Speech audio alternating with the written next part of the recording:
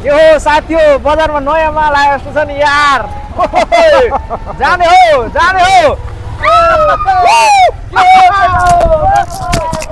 कहाँ जाने अब बस म पुऱ्याइदिन्छु म अगाडि गइछु नि त ती अगाडि रहेका स्त्री भोगीहरूले त्यो भोगाका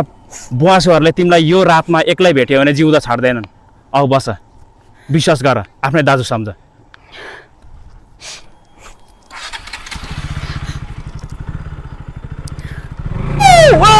नयाँ माल आएछ नयाँ माल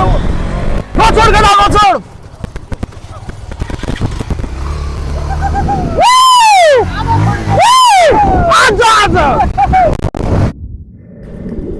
दाइ मेरो घर यहीँ हो मलाई यहीँ रोकिदिनुहोस्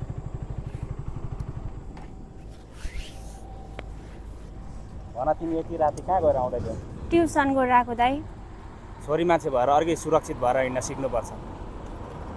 अपराधीहरूको कमी छैन यौनको प्यासी भोगी बुवासा गिद्धाहरूको कमी छैन अनि यतिका राति तिमी त्यो सहरमा त्यो बजारमा त्यो चोकमा एक्लै यसरी हिँडेपछि त्यस्ता बुवासाहरूले तिमीलाई छोड्छन् साना साना बालबालिकाहरूलाई त छोडेका छैनन् तिमी त्यति ठुली भइसक्यौ यतिका पढी लेखेका छौ अब त तिमीले बुझ्नुपर्छ अर्कै सुरक्षित भएर हिँड्न सिक तिमीले भोलिदेखि आजैदेखि सिक पर्दैन परिसकेपछि यहाँ सरकारले पनि केही गर्न सक्दैन प्रहरी प्रशासनले पनि केही गर्न सक्दैन धन्यवाद दाइ आज तपाईँले मलाई ठुलो दशाबाट जोगाइदिनु भयो उठा भयो आजदेखि यस्तो नगर्नु जाऊ म जान्छु